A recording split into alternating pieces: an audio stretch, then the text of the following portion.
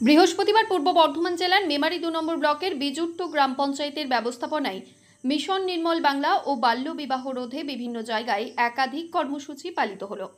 মেমারি ২ নম্বর block জুড়ে স্বচ্ছতা বজায় রাখতে নোংরা আবর্জনা যাতে যত্রতত্র না ফেলা হয় তার জন্য পাহারাটি বাজারের ব্যবসায়ী এবং পথ চলতি মানুষদের সঙ্গে কথা বললেন আধিকারিকরা। পরিচ্ছন্ন পরিবেশে সুস্থ জীবন পেতে সকলকে এগিয়ে আসার আহ্বান জানিয়েছেন তারা। এ প্রসঙ্গে আশাপুর হাই স্কুলে ছাত্রছাত্রীদের মধ্যে একটি অঙ্কন প্রতিযোগিতা অনুষ্ঠিত হয়। পাশাপাশি পাহারাটি বাবুরাম উচ্চ বালিকা বিদ্যালয়ে বাল্য বিবাহ রোধে একটি বিশেষ নাটক অনুষ্ঠিত হয়। এই নাটকে অংশ নিয়েছিলেন বীরভূমের একটি নাট্য সংস্থার সদস্যরা। বাল্য বিবাহ রোধ করতে এবং সুন্দর ভবিষ্যতের দিকে এগিয়ে চলার লক্ষ্যে বার্তা দেওয়া হয় নাটকের মাধ্যমে।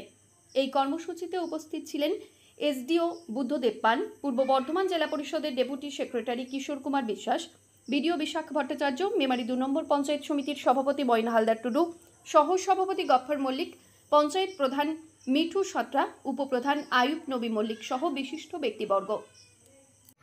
আমাদের স্কুলে আজকে ভিডিও থেকে এসেছিলেন, বলে গেছেন যে যাতে আমরা স্কুল সবসময় পরিচ্ছন্ন করে রাখি, যাতে আমরা যেখানে সেখানে প্লাস্টিক না ফেলি, যাতে আমরা ড্রেন কখনোই না নোংরা করি, আমাদের গ্রাম যাতে সবসময় পরিষ্কার থাকে, যাতে আমরা পুকুর ঘাট কখনোই না প্লাস্টিক ফেলে নোংরা করি। এগুলো কি মেনে চলবে?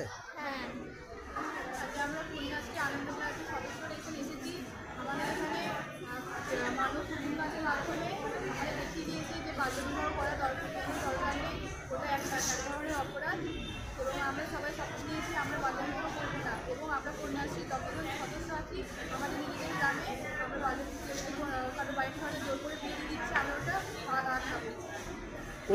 আজকে আমরা মেমারি 2 ব্লকে বিজুট্টু গ্রাম পঞ্চায়েত, যেটা আমাদের মানে ব্লকের হেডকোয়ার্টার গ্রাম পঞ্চায়েত, সেই গ্রাম পঞ্চায়েতকে আদর্শ গ্রাম গড়ে তোলার লক্ষ্যে আমরা মানুষের মধ্যে, এই এলাকার যেসব মানুষজন আছেন তাদের মধ্যে সচেতনতা প্রচারে আমরা একটা অনুষ্ঠান আমাদের গ্রাম পঞ্চায়েত থেকে এবং ব্লক থেকে নেওয়া হয়েছে, সেখানে সামিল হয়েছি। সেখানে আমরা এইখানে যে পাহারাটি বাজার এলাকায় দোকানদারদের সাথে বার্তালাপ করেছি যাতে তারা যেখানে সেখানে যত্রতত্র নোংরা না ফেলেন।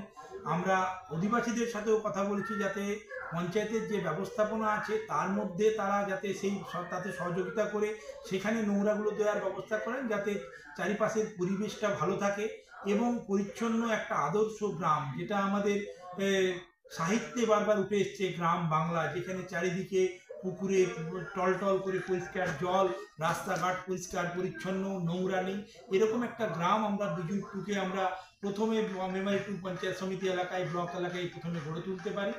এরপরে আমরা একটি স্কুলে গিয়েছিলাম, আশাপুর আমাদের উচ্চ বিদ্যালয়ে আমরা গিয়েছিলাম। সেখানে আমরা আমাদের ছাত্রছাত্রীদের সাথে আমরা আলাপ করলাম। ওখানেও তাদেরকেও যে আমাদের যে পরিষ্কার পরিচ্ছন্নতা রাখতে হবে, আমরা তাদের সাথে শপথ নিলাম, তাদের সাথে আমরা বোঝালাম যে এটা কেন প্রয়োজন। তারা রাজি হলেন যে তারাও তাদের পরিষ্কার পরিচ্ছন্ন রাখবেন, তারাও যাতে নোংরা না ফেলেন।